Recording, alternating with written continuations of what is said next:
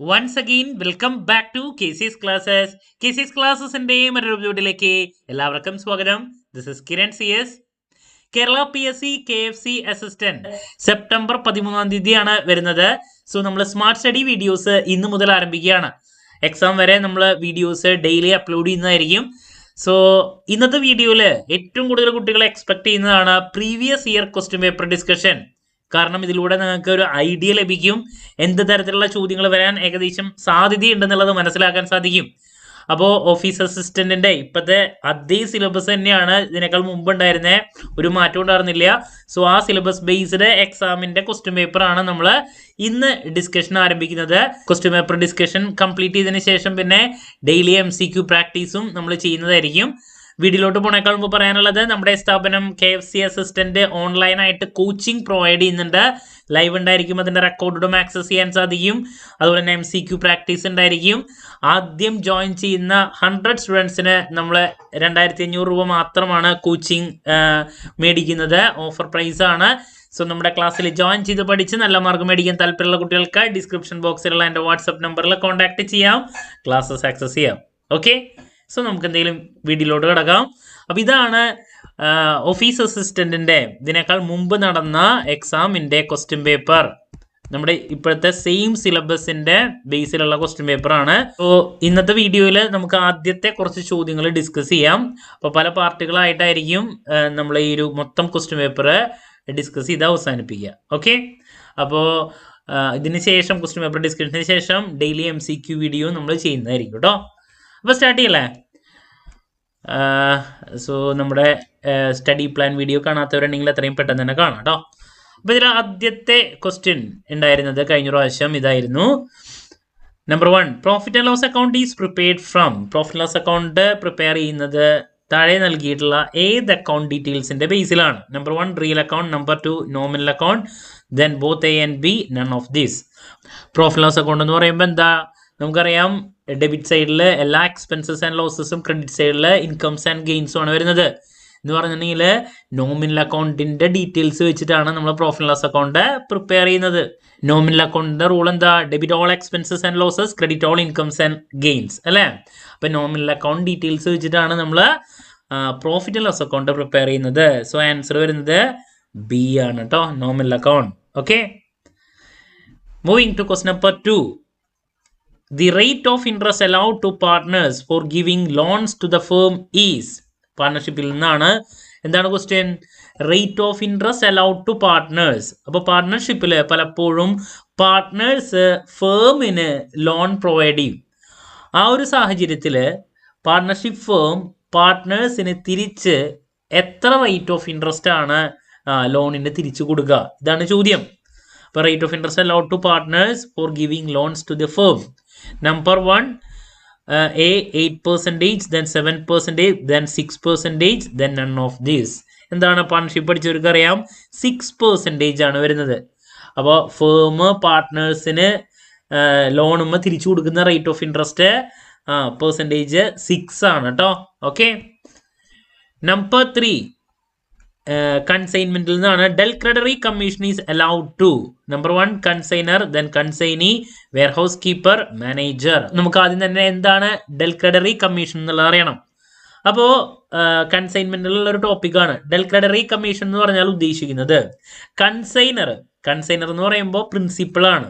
എന്ന് വെച്ചിട്ടുണ്ടെങ്കിൽ ആരാണോ ഷിപ്പ് ചെയ്തിട്ട് ഗുഡ്സ് കൊടുക്കുന്നത് ആ വ്യക്തിനെയാണ് നമുക്ക് കൺസൈനർ എന്ന് പറയാൻ സാധിക്കുക.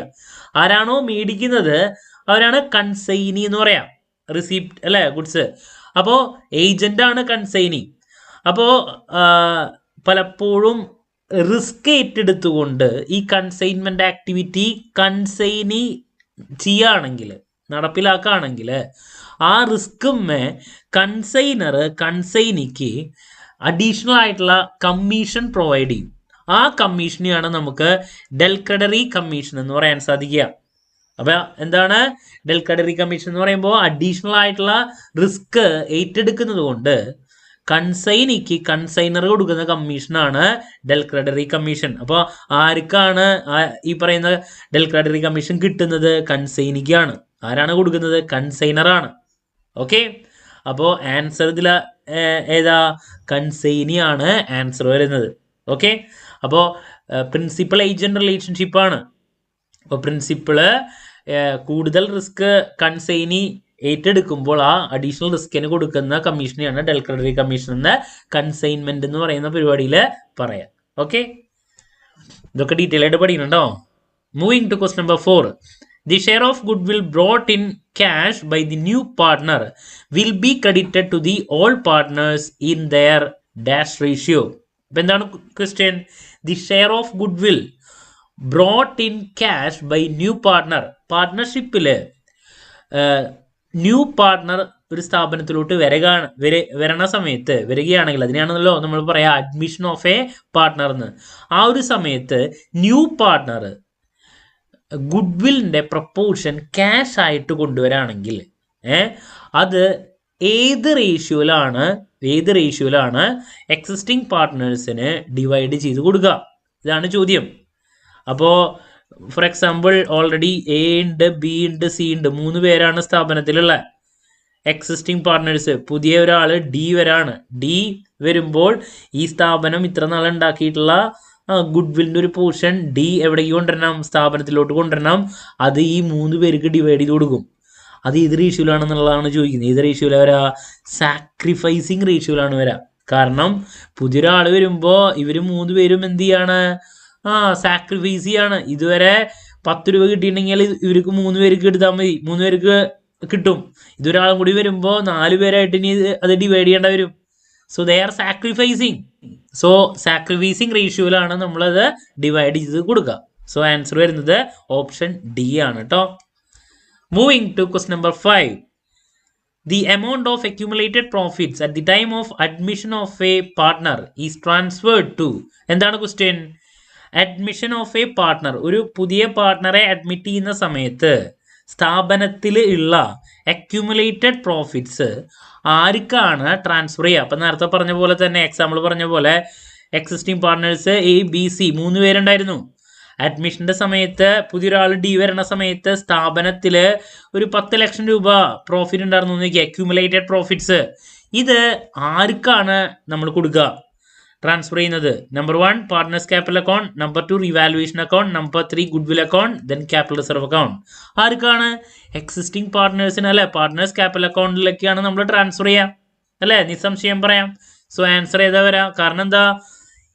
അക്യുമുലേറ്റഡ് പ്രോഫിറ്റ്സ് ആണ്, സ്ഥാപനത്തിൽ ഓൾറെഡി ഉള്ള പ്രോഫിറ്റ് ആണ്. അതുകൊണ്ട് തന്നെ ഇത് എക്സിസ്റ്റിംഗ് പാർട്ട്നേഴ്സിന് നമ്മൾ എന്ത് ചെയ്യണം? ഡിവൈഡ് ചെയ്ത് കൊടുക്കണം പാർട്ട്നേഴ്സ് ക്യാപിറ്റൽ അക്കൗണ്ടിലേക്ക്. ഓപ്ഷൻ എ ആണ് ആൻസർ വരാം കേട്ടോ. സോ നമ്മളിപ്പോൾ 5 ചോദ്യങ്ങളാണ് ഡിസ്കസ് ചെയ്തത്. സോ 100 ചോദ്യങ്ങളുണ്ട് ഇതിൽ. അപ്പോൾ ഓരോ ദിവസം നമ്മൾ ഇനി അടുത്ത ദിവസം കൂടുതൽ ചോദ്യങ്ങൾ ഇൻക്ലൂഡ് ചെയ്യാൻ ശ്രമിക്കുന്നതായിരിക്കും. ഇന്ന് എനിക്കധികം സമയം കിട്ടിയില്ല. നിങ്ങൾക്ക് വരാൻ സാധ്യതയുള്ള ചോദ്യങ്ങൾ ഒരു ഐഡിയ ലഭിക്കും. അതിനുശേഷം നമ്മൾ ഡെയിലി MCQ ഉണ്ടായിരിക്കും ഓരോ സബ്ജക്ട് ബേസിൽ. ഓക്കെ, സോ എല്ലാവരും ഉഷാറായിട്ട് പഠിക്കുക, സബ്ജക്റ്റ് നന്നായിട്ട് പഠിക്കുക. അതിനുശേഷം MCQ പ്രാക്ടീസ് ഇതൊക്കെ കമ്പൽസറി ആണ്. എന്നാൽ മാത്രമേ നമുക്ക് ക്രാക്ക് ചെയ്യാൻ സാധിക്കുള്ളൂ. എന്ത് ഡൗട്ട് ഉണ്ടെങ്കിലും കമന്റ് ചെയ്യാനുള്ള മറുപടി ഞാൻ വീഡിയോസിലൂടെ നൽകുന്നതായിരിക്കും. സോ നമ്മുടെ ക്ലാസ്സിൽ ജോയിൻ ചെയ്യാൻ താല്പര്യമുള്ള കുട്ടികളെ എത്രയും പെട്ടെന്ന് തന്നെ ഡിസ്ക്രിപ്ഷൻ ബോക്സിലുള്ള എൻ്റെ വാട്സ്ആപ്പ് നമ്പറിൽ കോൺടാക്ട് ചെയ്ത് ആദ്യത്തെ 100 സ്റ്റുഡൻസിന് വെറും 2500 രൂപ മാത്രമാണ് കോച്ചിങ് ഫീസ് വരുന്നത്. സോ ഈ ഒരു ഓഫർ എത്രയും പെട്ടെന്ന് തന്നെ എടുക്കാം കേട്ടോ. മറ്റൊരു വീഡിയോയുമായി വീണ്ടും കാണാമെന്നുള്ള പ്രതീക്ഷയോടെ നിർത്തുന്നു. This is Kiran CS signing off. Have a nice day. Thank U.